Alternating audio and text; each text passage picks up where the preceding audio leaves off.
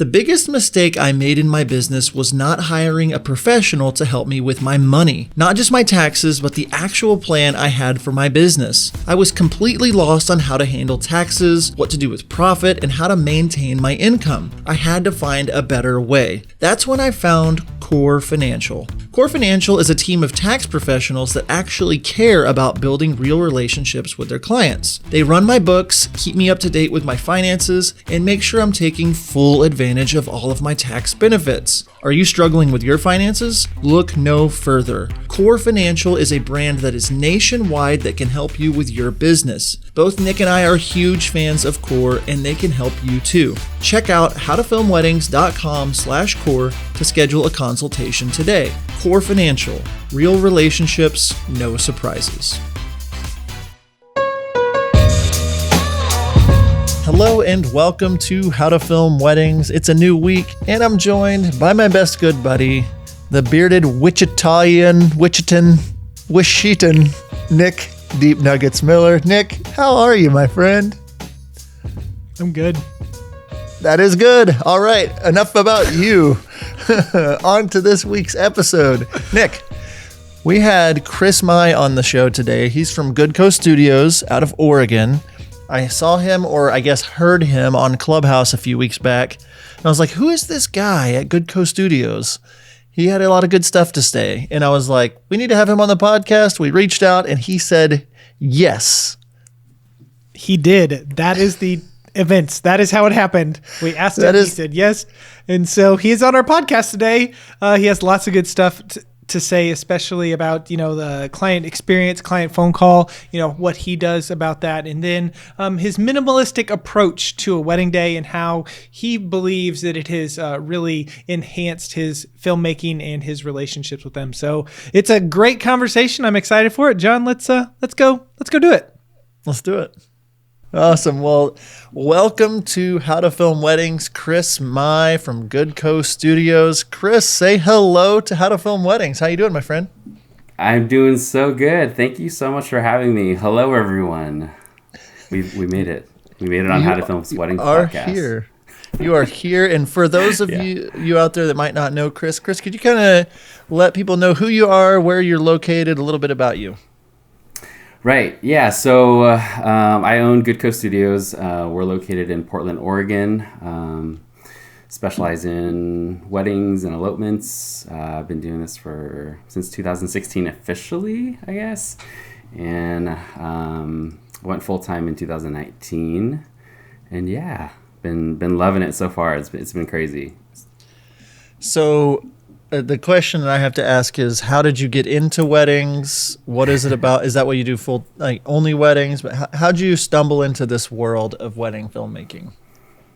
Yeah, it's kind of a long story, but I'll try to make it to the point. So my parents were immigrants from Vietnam. They came over and they literally had nothing, right? Like, they were sleeping on the floor in their apartment. They didn't have a bed, whatever. But my dad always managed to buy camera. The camera was super important to him. It was something that he always had, back in Vietnam. And so we just always had one around, even though we didn't have a lot of money. And as we got older, my parents eventually got a camcorder. And he would just let us kids run around the house filming with it. And he didn't care. I mean, we would probably waste so much memory, so many tapes, and he just didn't care, and he just let us record to our heart's desires. And so it was just a very normal part of my life. And growing up, I watched a ton of home videos. Most kids probably watch Disney films, stuff like that. I just watched home videos, and everything was indexed. I was this crazy weird kid, going back into my memory archive and just oh, remember that one camping trip? And I just would recall everything. And so anyway, so fast forward to my later adulthood, I was just working a regular 9-to-5 job at a hospital, and on the weekends I would play music for weddings. Actually, music was a huge part of my life. And so my friends would be like, hey, would you play, a couple songs for my wedding ceremony? And I said, yeah, that sounds awesome. So I'd show up, play a few songs, for a half hour or whatever, and I would leave. And I kept doing that. It was just a side hustle. And then after a little while, I was like, I should really just DJ, because I have all my PA equipment here. I could figure it out. It's easy. it wasn't easy. It was really hard. But DJs, much props to you guys. But I did that for a little while, and then like throughout my time, then like I had picked up a Flip Mino camera. Do you guys remember what those were? What was it? Flip Mino. It was like the first the Flip, like handheld HD cam. Yeah. HD I remember that. My brother had one of those. Yeah. Okay, Yeah. now I remember it. Yes. Yeah. So I used to like just film my friends and I going to like the blues festival, and this was before YouTube was even a thing. I'm old. Same. But Same. but yeah, I would just make these edits, and then anyway, so one day I was watching some YouTube videos and came across Forestry Films, and you guys know them, and I just like was bawling my eyes out, and I kept watching film after film of theirs, and I was like, wow, this is so incredible. Like, I want to make someone feel this way when they watch a video. And so, and just kind of like the marriage with my childhood of just like shooting a bunch of videos, and like it just all made sense. It kind of came full circle for me. I was like, I should just go do this. I kind of know weddings. And so I grabbed my dad's 5D Mark III. I had a Canon 80D, and I just crash and burn, but we figured it out. And yeah, so that's kind of the story.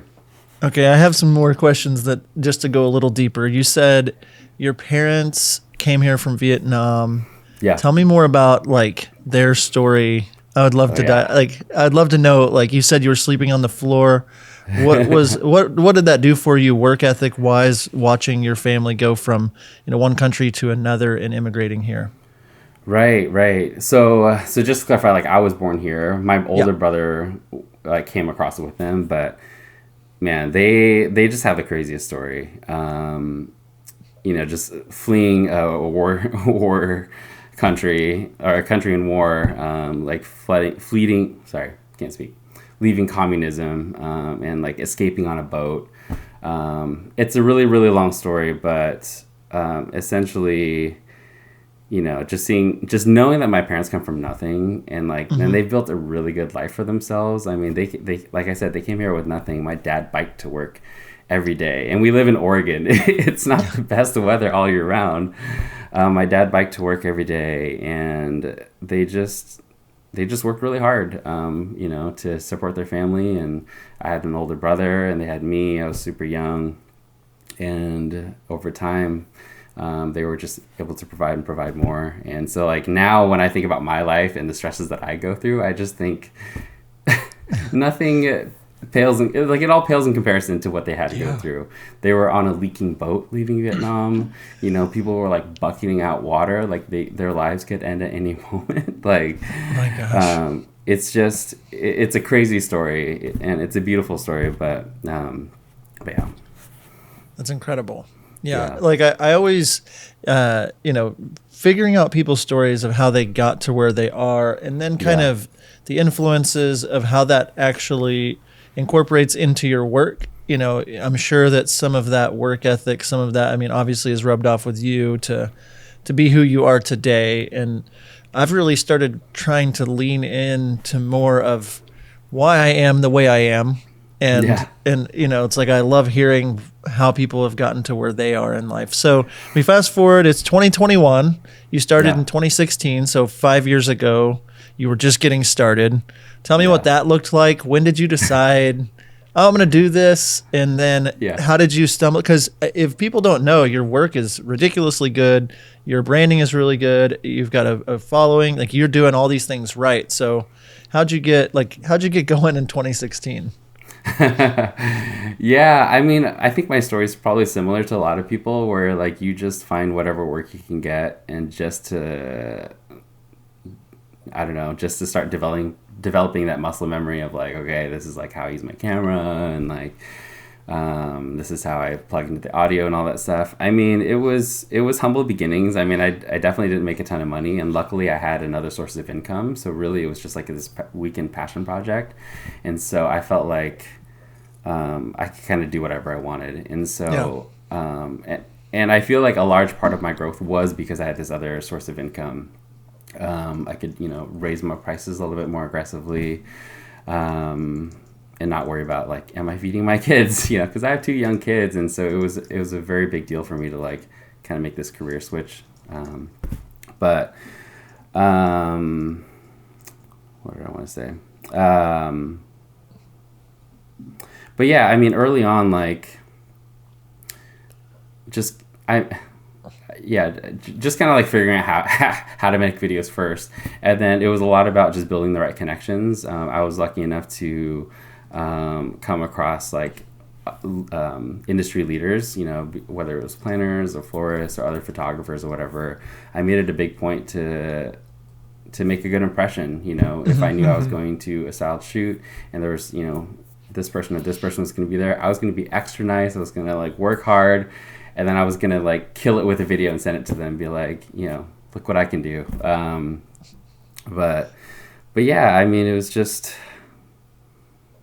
I don't know, just a lot of hard work, I guess. Yeah. I think that a lot of people, you know, they look at someone's work and they just want to get there, and they just like, well, you know, they feel bad because they're like, oh, I feel like crap because my work doesn't look like this, and or you know, I can't get this wedding or I can't get that wedding, but all they're looking at is our like highlight reels. Right. They're not looking at the behind the scenes stuff. They're not looking at all this stuff that we did, you know, to build our brands, you know, to get us there and all that stuff. So you know, your story with your parents and you know, what you've been able to do it's really interesting. It's really neat. I'm guessing that, you know, you talked about it a little bit, but that's really kind of, you know, bled over into, you know, kind of how you're coming about and doing everything, you know, like how would you say maybe, you know, just getting to know, how are you getting to know your clients, you know, so that you can really tell their stories? I know that you know, feel like you do a great job at, you know, getting them to open up and you know, kind of talk about themselves and that kind of stuff. So how do you go about that? Kind of what's your process from, you know, that initial phone call or whatever to get to know them, you know, to the wedding day, so that you can really pull out these story elements to really get them something that's them? Yeah, for sure. You know, I take a lot of pride in my consult calls, like the initial calls.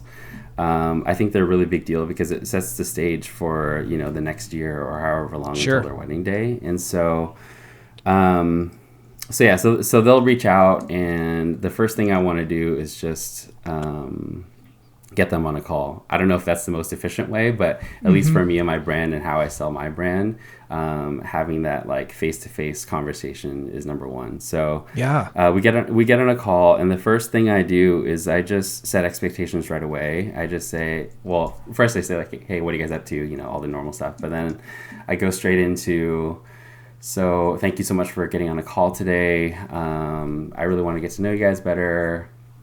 Blah, blah, blah. Then we can talk about your wedding. Then I usually take a couple minutes talking about kind of how I work and what you can expect when working with me. Then at the end, if you have any questions, we can go over that. And I always ask for a verbal confirmation. I always say like, you know, does that sound good? And I think that's really, really important, because something that I ran across early on was if I didn't take control of the conversation right away, it would quickly lead into, okay, so this is what my wedding looks like, and these are my colors, and like, so how much is it going to be, and like, how much coverage would I need? And I wouldn't be able to dictate my business or like my sale, I guess. So setting that expectation right away is super important for me. And then we just, you know, do what everyone else does, just like hear more about their story and just listen. I take a ton of notes so that I can refer back to them. So if they say their dog's name, I type it. And so like later on, if there's an opportunity for me to be like, oh yeah, and like, and Murphy can come too, or whatever, like, I think it really stands out on the call that you're like remembering all these details, or maybe like their favorite song. Like I just write these things down so that I can potentially pull from them later. But yeah, so we just talk about them, and then they tell me about their day. And then a couple of fun questions that I like to throw in is just, so I ask them like, hey, so do you guys have a wedding party? And they usually say like, yeah. Oh, hold on, I got Siri activated. Hi, Siri. Hi, Siri. I say, oh my gosh. It's talking I to activated it again because I said that. Okay. I asked them if they have a wedding party, and they say, yeah, it's like, okay, do you know who your best man and maid of honor is? And they say, yeah. I was like, okay, so a fun question I love asking is just like, tell me, briefly, like what they're like, and why they mean so much to you. Like, why did they earn that spot? And I love asking this question because it really like kind of pulls them back. Like, it's something that they don't really expect. And for one, it tells me like their ability to, like how good of storytellers they are, for one. But two, sometimes it makes them really emotional, depending on if they have like a really deep relationship with this person, if there's like a bigger reason why, they are a part of their lives. And it's really neat hearing these stories. And I'm not saying like, it's a knock out of the park every time, but every once in a while, I'll get answers where they get super emotional. And I love getting them into this like headspace of like being emotional and telling stories, because like that's the type of vibe that we're trying to create on the wedding day. And if I can get them to cry, or even just to be like semi like sentimental about it, I think it like really brings them into like a nice place before I start talking to them about my method of storytelling, which I try to make really emotional too. So anyway, so we end with that question, and then I asked them a couple more things, like, who their photographer is, blah, blah, blah, blah. And then I said, okay, that's the end of all my fun questions, and now I'll just take a couple minutes talking about, like, how I operate. And this is something that I didn't do early on, is just setting expectations. Like, this, like, it's so important. And to let them know, like, how you work, and I don't know, it's like not every day that they hire a videographer. Like, they might hire a photographer to do like these fun, photo shoots and whatnot, but like a videographer is like pretty unique to a wedding day, I would say, for the most part. And so they don't really know what they're getting themselves into. So this is sort of why I do it. But I usually start off with a section of just like talking about my brand and like how much like meaningful relationships, how much that means to me. And like, I know that it's a cliche in this industry, like everyone just wants to be your friend, but it's like so true as a filmmaker, because we have this huge responsibility of telling your wedding day like authentically and emotionally. And it's just such a huge responsibility. So I want you guys to be able to feel comfortable. Like, I don't want to be the guy in the room that has the nice camera. I don't want to be the person that like takes away from this moment. Like, you might have an emotional moment, you're reading a letter, maybe it's a first look. I don't want you to take you out of that moment because you're thinking about the video. And this is why like the whole idea of like friendship and like our connection is so important, that you guys feel comfortable with me. So I had this whole like this whole speech about connection and whatnot, but then the next part I move into is storytelling and actually telling them a story from a wedding that I shot. And my go-to one that I usually use is just about this time where I was hanging out with this bride and asking her what she was doing the day before the wedding. And she's just like, oh, we're just hanging out at the Airbnb. We're going to drink and play games with our friends. And there's a fire pit out in the back. And I tell her, that sounds great. Like, what do you think about me coming over? And like, we sit around the fire and I record it and we just like share stories. Like, does that sound cool? And she's like, yeah, let's do it. So I tell them the story about how I come over and everyone's drunk and they decided to make a fire, and like, it's all hilarious. And I tell them about like, I would sit them around the fire and I just like, hey, you guys, I know I'm here to create this video, but I would love for you to like share a story. If you have any fond memories or a funny story about the couple, I would love to record it. If you are too uncomfortable to talk on camera, that's totally fine. Like, no, there's no pressure here, but just like make this really like nice, safe environment for everyone. And if they want to talk, they can. And anyway, so I tell the bride on the call, like, it's just crazy because like everyone was just bawling all night long, whether it was just like the funniest story they've ever heard, or there were stories about them as kids running around grandpa's house. Like, everyone was just bawling, and I stopped them halfway through the whole thing, and I tell everyone around the fire, I'm just like, hang on to this moment, guys. Like, I know I'm here to create this video, and this is turning out way better than I thought. Like, this is amazing content, but like, this is so special, and I want you guys to remember this, and hang on to this, because it's not every day that you guys are telling each other that you love each other through story. And so I tell the bride on the call, I'm like, or groom, and I'm like, you know, I'm not telling you the story to be like, look what I did, you know, look how cool this day was. But it's more of just, you know, making sure you hire the right vendors that care about your experience and care about your day and care about like how to enhance your experience. And like, and I'm not here just to film a video. Like, I want to make, like, we made memories together that night, and I think it's really special. And that's like the whole importance of like building this meaningful relationship with each other. And so yeah, I just think, like, stepping back now, like, being able to share stories, like being able to show that you can tell a story well, really speaks to who you are as a filmmaker. And I think that, like, that's your biggest selling point too, if you're able to like tell a very convincing story, and like paint this picture. And so that's that whole spiel has worked really well for me. I would say like close to half of the clients I get on the calls with, they like are crying on the call, just because I think they're picturing themselves in that moment. And that's a home run for me. Like, and that's all I want. But yeah. So I think awesome.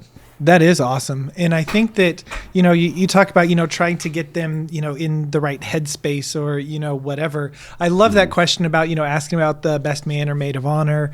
You know, I'm sure you could do that about, you know, parent, you know, you can kind of mix that up however you want to. But, you know, I was listening to this guy, probably on Clubhouse, and he was just kind of talking about, you know, kind of his sales, you know, technique or whatever. And he was like, I do this thing where I'm like, I want them to visualize it, right? He's like, I want you to visualize, you know, this big, you know, 36 by 48 canvas, you know, in your living room, you know, just like, and what is it? And what are you, and all this kind of stuff. Yeah. And it's almost like you're able to take kind of that same technique of visualizing, where we have something that, you know, we can't, our videos, you know, we can't do that like you can a photo, right? Yeah, but you're taking it in another direction, and you can like, okay, why does this maid of honor mean so much to you? And they're talking about it, and now imagine, you know, on the wedding day, she gets up and she starts telling you this story back to you in that moment. Can you see her at the mic? Can you see him at the mic? You know, kind of, and really just like investing.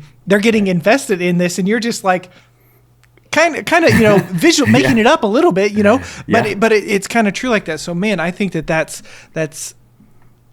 incredible. John, what do you have to add? Well, like, I'm sitting here thinking about my consultations, and agreed. I mean, I'm taking notes as you're talking, Chris. He really is too. He's like, not just saying that. Like I steal as much as I can to, you know, with these free mentor sessions that we get from people. But yeah, like, I notice that whenever I feel like if I'm not connecting with a couple, whenever I personalize it and say, like, I'll say something as little, like when we're talking about the letters or like reading letters and why that's important, I might say something like, just imagine you hear his voice reading the letter, but you see a shot of you getting your dress put on and your mom's watching, and just like, you can just see them immediately change their mindset of like, oh my gosh, like, this video is really important. Like, this is, and so what you said about getting them into that headspace, I've realized that they don't know really what else to ask besides what's the prices, how much time can you shoot. And if you get them just totally by setting that expectation like you're talking about, it rocks the entire conversation to more of a therapy session almost. Like, this is what I'm going to do for you. This is how important this is. I don't take this lightly. This is a very serious investment because it's a very serious thing. And whenever you can get them to shift from, okay, I need to fill in this box on my spreadsheet with how much you charge so I can talk to my dad about whatever, when you can get them to shift from that to, oh wow, this person's going to guide me to, you know, to the best wedding film ever. So that really stood out to me. Good stuff. Yeah, absolutely. Yeah, I'm so passionate about it, and like it's one of my favorite topics to talk about, because I think like we really have to like humanize everything. Like, remember, this is like, you know, a big day, and I know that we all know that, but like taking it a step further, like, how do we enhance this experience for them and show them and present that to them, because they don't know. I mean, we see it every day, right? So,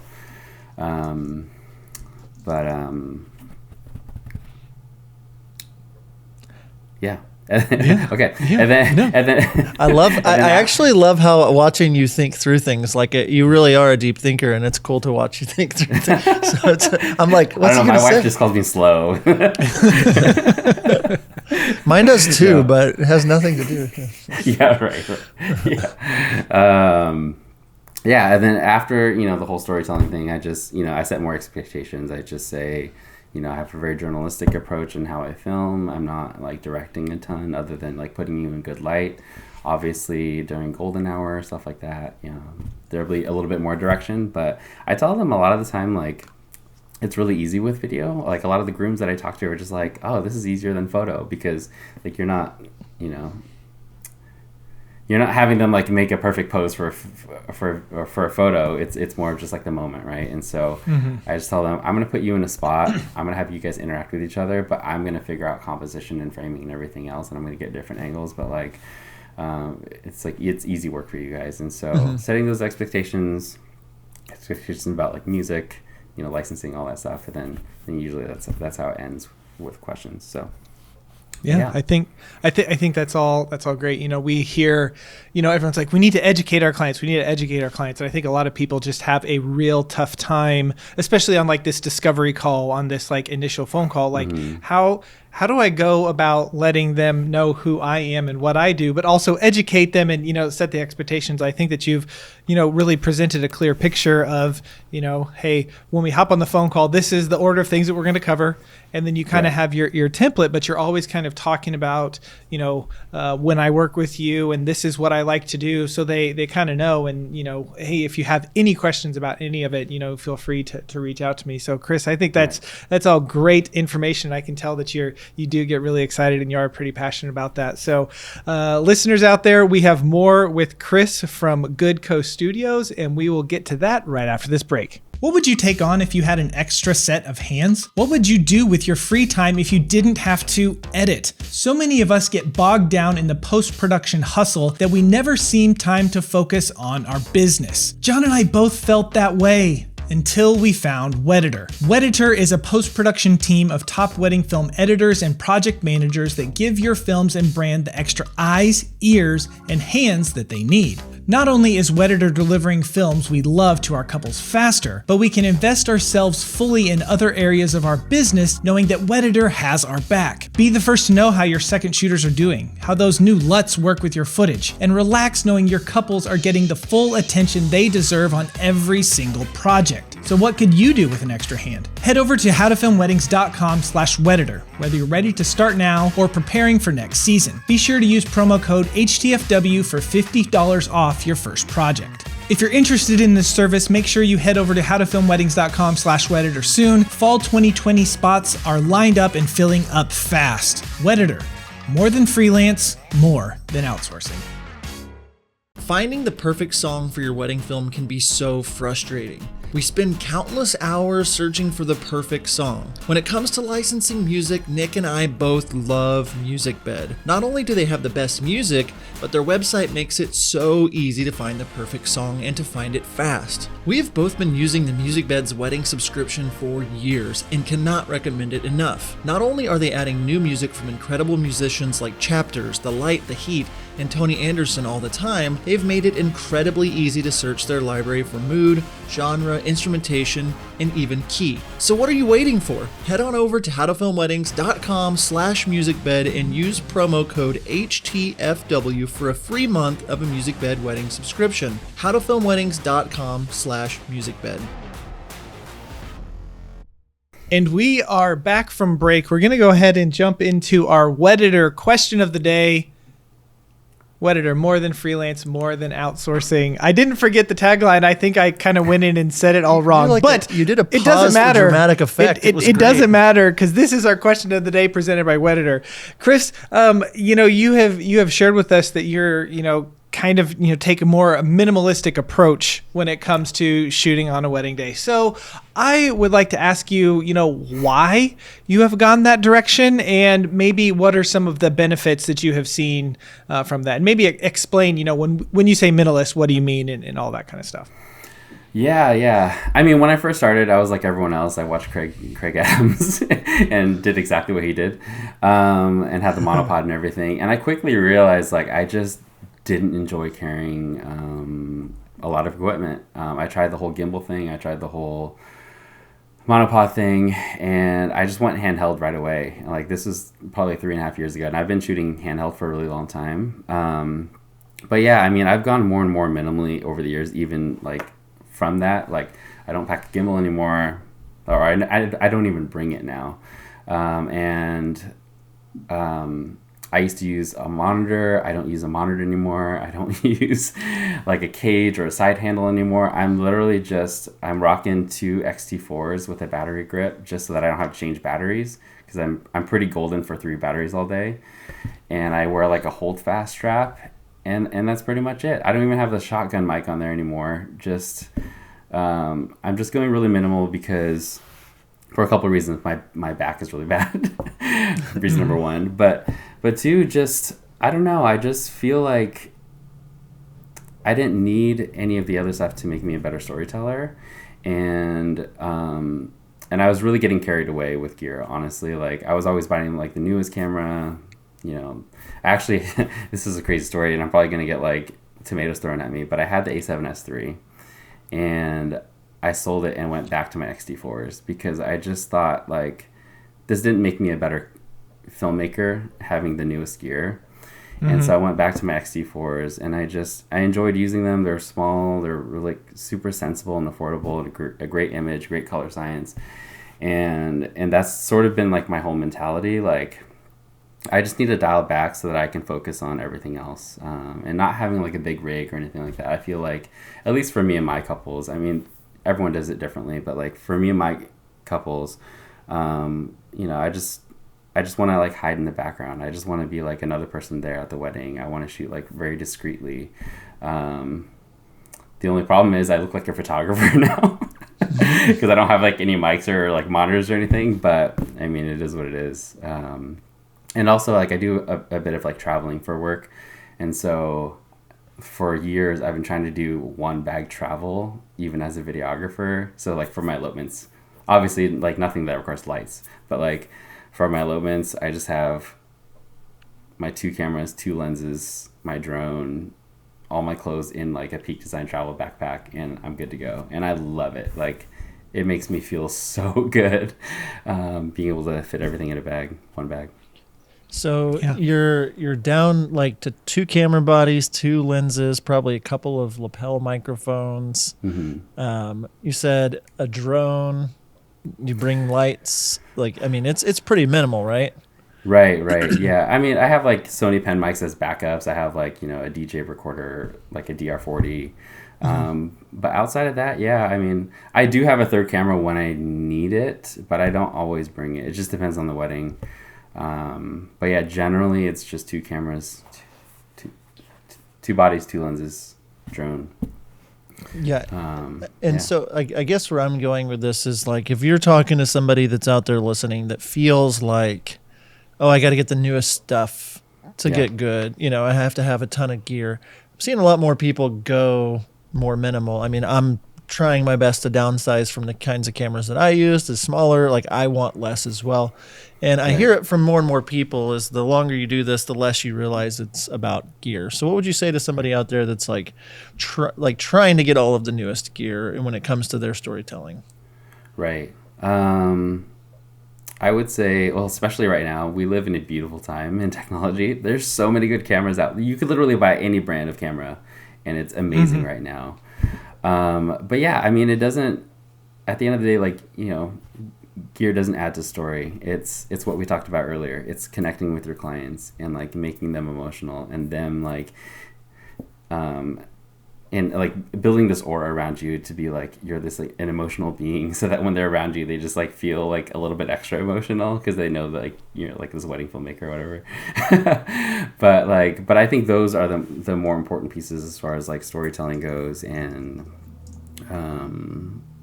like and how to like really enhance your business. At the end of the day, like cameras are just tools, right? So yeah. I mean, I've talked to actually a few people recently about gear, and they've actually asked me about the XT4s because they're like, we can't really make this big investment into, some of these nicer cameras out there. Like, what are your thoughts on the Fuji? And I'm just like, at least for me, it's an amazing camera. It's like affordable, it's cheap, it'll get you in the door a lot quicker, and then you can just start creating. Don't let that like barrier of like price or like getting like the biggest, like the best thing out there stop you from like creating and telling stories. Like, you could literally have one camera and one lens and create like this beautiful narrative piece. Like you don't need a ton. So yeah, there was whenever I did a mentorship with David Reynosa from Forestry, and one of the things he was talking about, when it came to gear and all that kind of stuff, he's like, man, I used to be this big gearhead and I would buy all of this stuff, and then as I started going, kind of having this realization about, do I need all of this? And he said, anytime I want to buy a new piece of gear, I ask myself two questions. First one, will this make my job easier on a wedding day? Right. If the answer is yes, then I'll check that box. And then I go to the second one. Will this help me better serve my couples? And if it's yes, then I know that I can buy that gear. But he said, oftentimes, one of those is going to be no.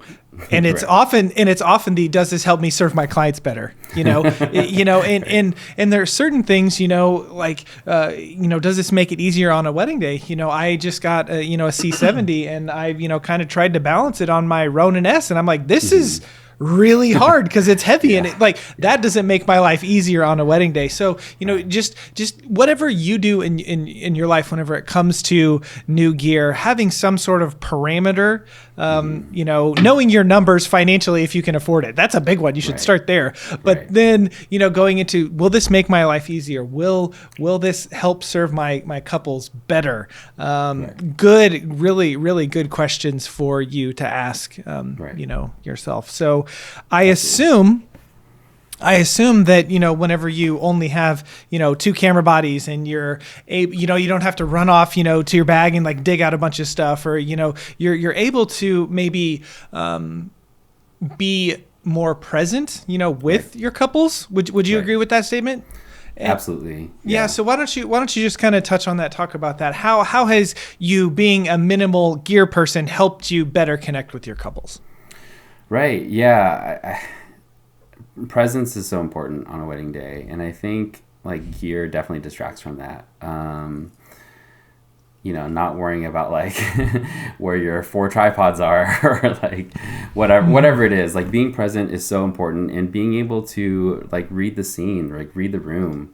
I forgot I mentioned this earlier, but like on the call, I tell my couples like I have the superpower where like I can look them in the eye and be like, you're hungry, aren't you? Like we can go get food. Like we can take a break. Like we don't have to like do more. We don't have to do more photos and video right now. Like let's just take a break. Let's just chill. Like we'll still make a beautiful video. Like this, the most important thing is like you guys are like fed and like have enough water and everything like that.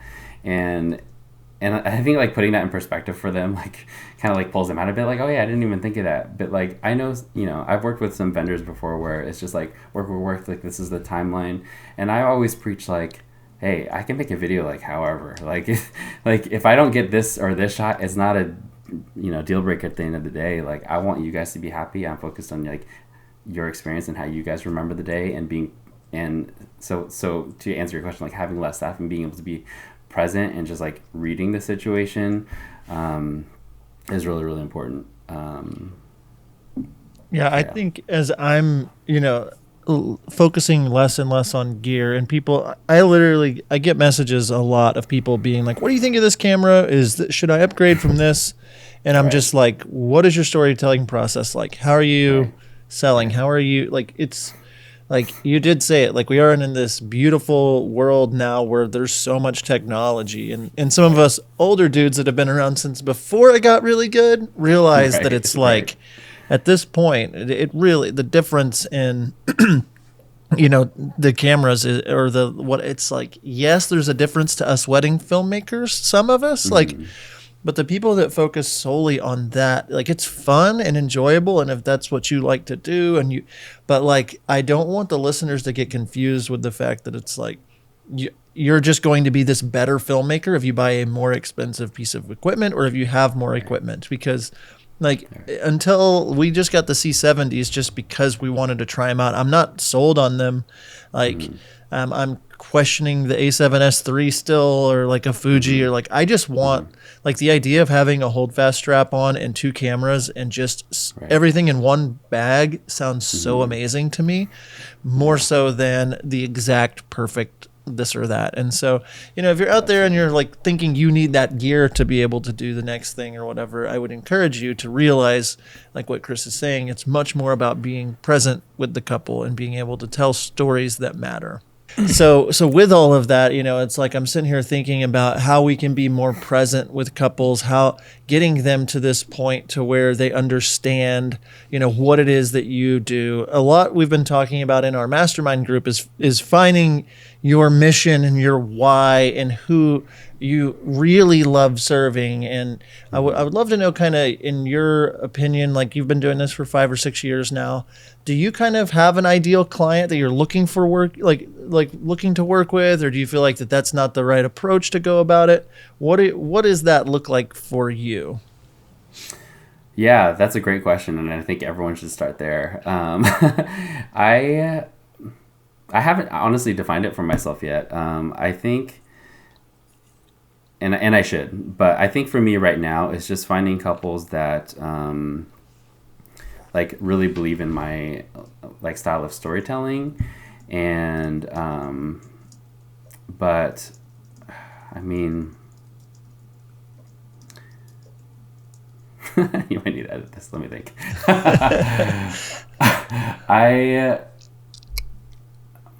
I'm trying to pinpoint like what my couple is, because I definitely have a type, but I can't describe them because they're all like pretty different. Okay, I got it. Okay. So I think my ideal client are just people that want to be as present as me on a wedding day, and that they care about just like having a great time, and they're not they're not caring about all the fine details. Like, they're just like wanting to enjoy the experience. And I talk a lot about like hiring me for an extra day, and like what can we do on that extra day, like go on an adventure session, or like maybe we'll like go hang on the beach with your friends and like have a bonfire or stuff like that. Like, couples that are really down to just enhance the experience, add on that extra day, is like my kind of client, I guess. I don't know how to label them, but it's just that they're there for the entire experience. Like, they watch the videos of mine that are multi-day, that like, oh, that's so cool that like you guys got to hang out together and you guys went to the cenotes, and then you had the wedding the next day, or like, there's like those like lifestyle scenes where like you're in their house and they're like all being cute around the kitchen. Like, I love that type of stuff. Like, that's my ideal client, where they're just like all in it for the story and for the film, versus just like wedding day. Yeah, I love it. Yeah, that's great. And it's not, I mean, I know it's kind of hard to pinpoint what it is. We often like to think of, when you say, who is your ideal client? Well, they shop here and they buy this and they drink this, right. And that, which can be very helpful if you know the why they drink this kind of whiskey, or why they're shopping at these kind of places. But, like on our ideal client, when my wife and I filled that out a couple of years ago, we were like, they say thank you. Like it doesn't have to be like something, you can just be something little that we have attached onto and like that. So I know that can be a difficult process, to figure that out. But whenever you really hone in on who your ideal client is, it's a lot easier to be present with them. It's a lot easier to tell their story, because you have some kind of common ground that you can kind of stand on. So Chris, we're about out of time. We're gonna wrap up this podcast here in a second. But I know you've got a lot of great things to say. I know you offer mentorships and that kind of stuff. So if anyone's interested in reaching out to you or following you, where is the best place for them to do that? Yeah, thanks, Nick. It's pretty much Goodco Studios everywhere. So GOODCO Studios. Instagram, I'm pretty active on. So if you want a quick reply, you can find me there. But my YouTube is is up and coming. I just dump like wedding videos there now, but I will eventually. I want to make some more like educational videos and like other content outside of like wedding work, but that's down the pipeline. So not ready yet. But Instagram is great for now. Or Clubhouse. I'm on Clubhouse a lot. Okay. Yes. Okay. So look Chris up on Clubhouse if you want to hear his amazing voice just talk to you. Check out his website. John and I were really blown away. We really like your website. It looks really good. Your branding's great. All the stuff that you have on there is great. I really enjoyed your little kind of about me kind of video that you put together too. So definitely great stuff for you all to check out, listeners. That's goodcostudios.com is his website if you want to check it out. So Chris, thank you again so much for taking the time and being on the podcast today. We appreciate it. Yeah, thank you so much for having me. It was a ton of fun. Well, Chris, thank you so much for being on the podcast today. We really appreciate you taking the time. Listeners, what we want you to do right now, before you hop off of this podcast, is head over to howtofilmweddings.com, and there you can pick up our posing guide for wedding videographers. It is 20 poses that John and I have put together. Wedding season is just around the corner, and if you need some refresher or you want to really elevate your game for posing with your couples, you can pick that up there. That's at howtofilmweddings.com. John, as always, it has been great to hang out with you. It's been great to hang out with me. Of course, I always hang out with me. And until next time, guys, we will see ya. See ya. Are you looking for a better way to deliver your wedding films to your couples? Look no further. Our friends over at Wedflow provide the most flexible video delivery solution on the market. Wedflow is pay-per-project with no large upfront cost or commitment, and you can cancel anytime. Not only that, Wedflow offers a premium viewing experience for your couples, accessible on mobile, tablet, desktop, as well as their very own suite of TV apps. Each project comes with 10 years hosting and an experience for your clients that will blow them away. Stop delivering your films the old-fashioned way and give your couples something to rave about. Head on over to howtofilmweddings.com/Wedflow to check out Wedflow today.